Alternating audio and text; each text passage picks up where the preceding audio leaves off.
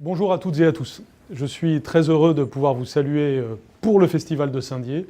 Aujourd'hui, j'aurais aimé être présent avec vous physiquement. Malheureusement, ça n'a pas été possible. Mais par le truchement de cette vidéo, je voudrais vous dire à quel point je soutiens tout ce que représente le Festival de Saint-Dié et ce qui se joue particulièrement cette année. Je voudrais d'abord saluer le maire de Saint-Dié, David Valence. Je voudrais aussi saluer Christian Perret, le fondateur du festival. Et puis bien sûr Laura Adler, puisqu'elle est la présidente du festival.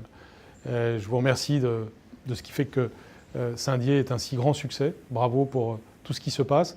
Je suis venu il y a quelques années, parce que, vous le savez peut-être, j'ai une passion pour l'Amérique latine et j'étais venu à l'occasion du Festival de Saint-Dié consacré aux 500 ans de l'appellation Amérique qui est due à Saint-Dié. Et aujourd'hui, je suis heureux de saluer le thème que vous avez choisi, la France de demain, et qui évidemment m'intéresse beaucoup aussi, non seulement par mes fonctions, mais je dirais par ma citoyenneté comme vous tous. La France de demain, c'est en effet une question géographique notamment. Et la première chose que je voudrais vous dire, c'est à quel point je veux insister sur la discipline géographique dans notre pays. On dit souvent que les Français sont plus historiens que géographes, et c'est bien une des vertus du Festival de Saint-Dié que d'essayer de faire de nous tous davantage des géographes. Parce que j'ai toujours pensé et vu que la géographie était la discipline carrefour par excellence, la discipline qui peut nous permettre de beaucoup mieux comprendre le monde, de mieux comprendre notre espace dans toutes ses dimensions. Et en effet, la France a besoin d'être plus géographe. La France a besoin d'abord de saisir à quel point sa géographie est exceptionnelle. C'est une évidence. Et d'ailleurs, quand on est dans les Vosges, c'est un des lieux où on peut s'en rendre compte tout particulièrement. Mais la France doit aussi pouvoir mieux penser son avenir grâce à la géographie. Grâce aux techniques géographiques, et bien entendu, on pense aux évolutions numériques qui doivent nous permettre, par exemple, pour les décideurs que nous sommes, les décideurs publics que nous sommes, de prendre de meilleures décisions sur des bases cartographiques, sur des systèmes d'information géographique mieux conçus, mieux coordonnés, en protégeant davantage nos données. Ce sont là encore de grands enjeux nouveaux de la géographie appliquée d'aujourd'hui. Mais la géographie doit nous permettre aussi de mieux penser la France de demain en articulant davantage les disciplines, des sciences dures, des sciences sociales, pour penser notre territoire. Notre territoire est à la fois un et pluriel. La France est une, c'est la Constitution qui le dit, et c'est fondamental. Et nous ne devons jamais perdre cela. Je parle moi toujours d'aménagement du territoire, encore, même si c'est une vieille expression, parce que je pense que nous sommes d'abord et avant tout un territoire mondial avec l'outre-mer. Et puis, nous avons aussi des territoires, bien sûr, parce qu'il y a une pluralité de réalités et nous devons pouvoir les prendre en compte. C'est l'enjeu d'un certain nombre de réformes qui ont lieu en ce moment, qui consistent à avoir une réflexion plus spécifique pour chacun des territoires pour mieux l'organiser. Mais ce qui est certain, c'est que notre réflexion géographique doit toujours avoir pour but de concevoir cette diversité des territoires articulée à une unité du territoire, et notamment à des enjeux de justice des territoires. Aujourd'hui, on parle de phénomène de métropolisation, parce qu'en effet, de très grandes villes françaises, comme cela se passe dans le reste du monde, sont en train d'attirer à la fois les populations, les investissements économiques, les nouvelles réalités sociales, les avant-gardes culturelles. C'est un phénomène que, bien entendu, il faut à la fois mesurer, encadrer et pousser dans une certaine mesure.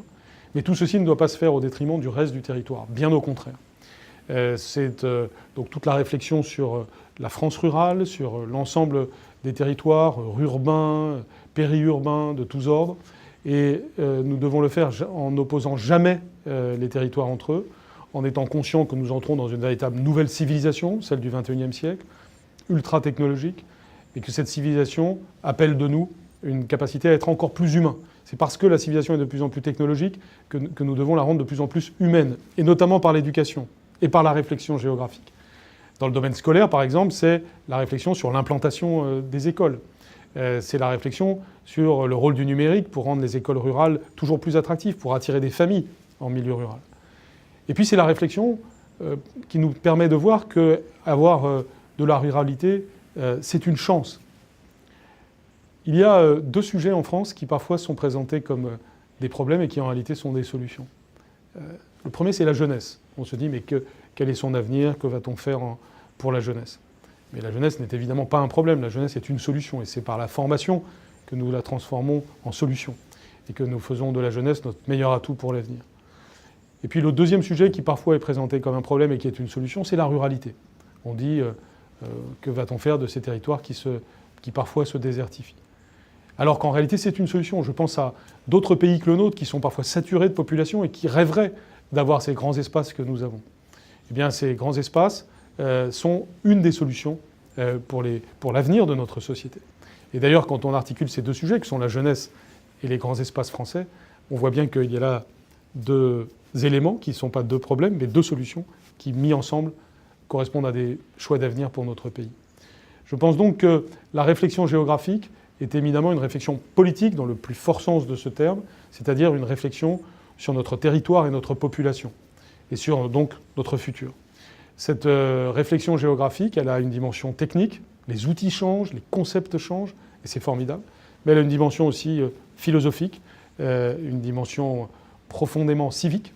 Et c'est pour cela qu'il est très important de se réunir autour des enjeux géographiques. C'est pour ça qu'il est important de cultiver l'excellence de notre recherche en géographie, mais aussi l'excellence de notre enseignement en géographie. C'est ce que je souhaite renforcer au travers de l'école primaire, mais aussi évidemment de notre enseignement secondaire et des programmes renouvelés du lycée à l'occasion de la réforme du baccalauréat.